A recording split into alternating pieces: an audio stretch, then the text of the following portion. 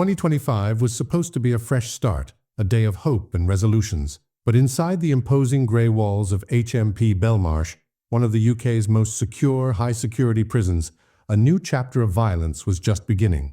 Urfan Sharif, the man convicted of brutally murdering his 10-year-old daughter, Sara Sharif, was about to become the victim. He was attacked in his cell, a brutal assault that involved a makeshift weapon fashioned from the jagged lid of a tuna can, turning an everyday object into an implement of terror. This isn't just a story about prison brutality, though. It's a story that starts with a horrific crime, a crime so heinous it shocked the nation, and continues to unfold in the most unexpected and disturbing ways. We'll delve into the graphic details of that brutal attack in just a moment, painting a picture of the violence that unfolded within those prison walls. But first, to understand the full gravity of this story, to grasp the context of this act of prison violence, we need to go back to where it all began. Let's travel back to Woking, Surrey, in August 2023. Picture a seemingly ordinary home, a family, and a secret. A dark, terrible secret that would soon shatter the peace of this quiet community and shock the nation to its very core. On that fateful day, Sara Sharif, a vibrant 10-year-old girl, was found dead in her home. A life full of potential, extinguished in the most horrific way imaginable. But the story gets even more disturbing, more sinister. Immediately after Sara's lifeless body was discovered, her father, Urfan Sharif, her stepmother, Beinash Batool, and Sara's 5 siblings did the unthinkable. They vanished, disappearing without a trace. Fleeing the country to Islamabad, Pakistan, on January 31, 2023, they became fugitives from justice. Imagine that for a second. They ran, abandoning their home, their lives in the UK. They left investigators, they left the community.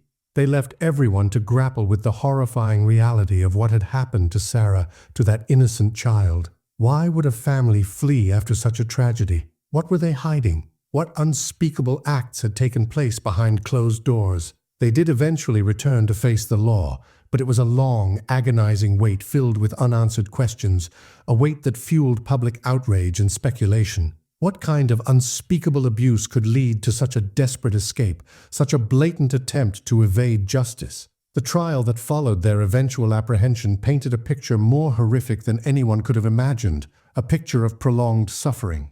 It revealed years of abuse, years of torture, inflicted upon a defenseless child by the very people who were supposed to protect her, nurture her, and love her. The details are chilling, and we'll explore them.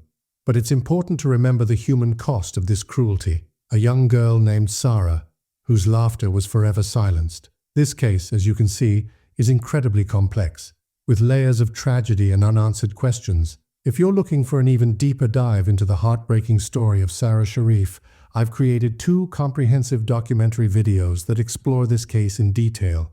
Those videos cover the complete timeline of Sara's murder, the investigation that followed, and the current situation. You'll also find in-depth information about Urfan Sharif and Beinash Batool's past marriages and affairs, their background in Pakistan, and the latest updates on Sara's siblings, who are currently still in Pakistan with their grandfather. You can find links to both of those videos in the description below. Watching them will give you a complete understanding of this tragic case. Now let's return to that New Year's Day attack inside the cold, unforgiving walls of HMP Belmarsh.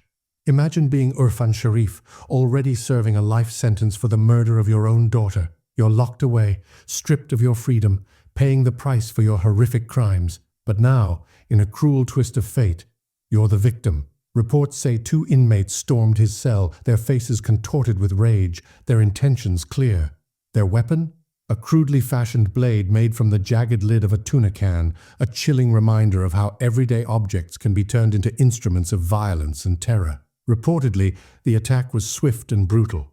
Sharif was cornered, with nowhere to run, nowhere to hide. The attackers, fueled by a rage possibly born from a twisted sense of prison justice, reportedly slashed at him repeatedly with the makeshift shiv. The tuna can lid, sharpened to a deadly edge, ripped through his clothing, tearing into his flesh. One inmate, larger than the other, allegedly held Sharif down, while the other, wielding the weapon, aimed for his neck and face, the most vulnerable parts of his body. Sharif was, in the words of one source, sliced up badly, suffering deep, gaping lacerations to his neck and face. He was reportedly found by guards lying on the floor of his cell in a pool of his own blood, the metallic tang of it filling the air. The crimson stains spread across the cold concrete, a stark contrast to the sterile environment of the prison cell. He was rushed for urgent medical treatment within the prison walls, and it's said he was lucky to survive, the tuna can lid having narrowly missed his jugular vein.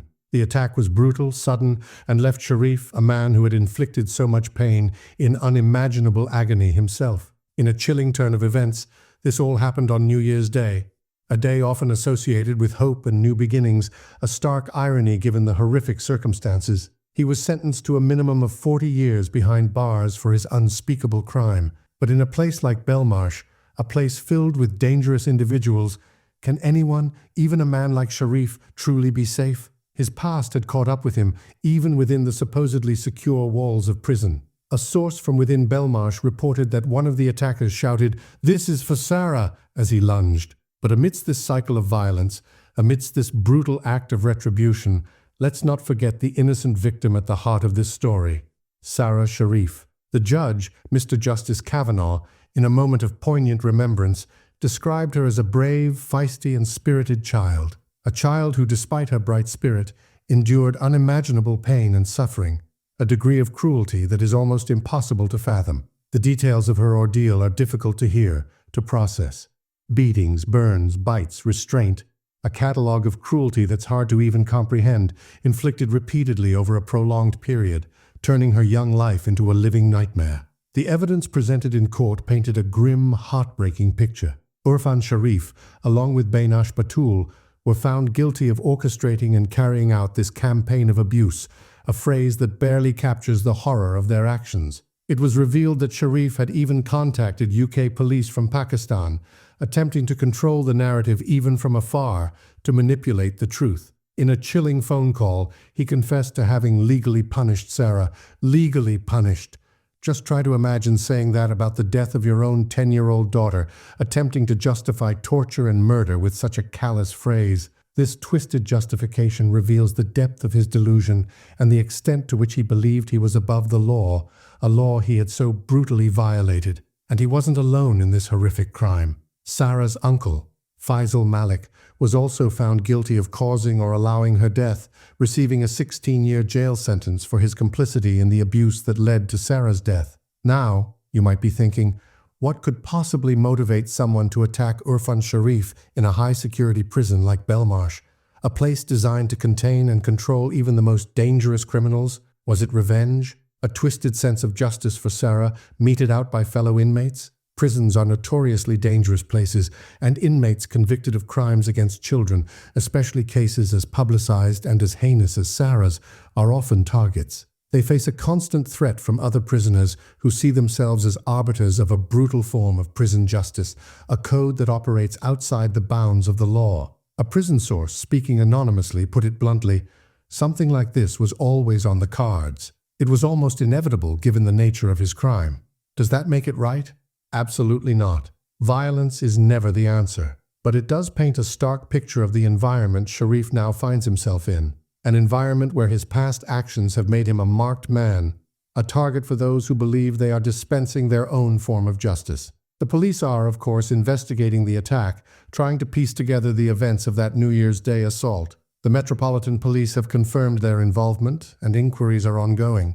But the bigger questions, the questions that linger in the air, remain unanswered. What kind of justice has truly been served here? Is violence ever the answer to violence, even in the face of such horrific crimes? Does this attack bring us any closer to closure, or does it simply add another layer of tragedy, another layer of brutality to an already heartbreaking story? Sara Sharif's story is a tragedy that continues to unfold, each chapter more disturbing, more shocking than the last. It's a stark reminder of the darkness that can exist within families, behind closed doors, hidden from the world. It's a testament to the vulnerability of children and the complex, often unsettling questions surrounding justice, retribution, and the very nature of human cruelty. The repercussions of this family's actions continue to reverberate to this day, even from behind the cold, unforgiving bars of a prison cell, a cycle of violence that seems to have no end. Remember Sara Sharif. Speak out against child abuse. Let us know your thoughts on this complex and disturbing case in the comments below.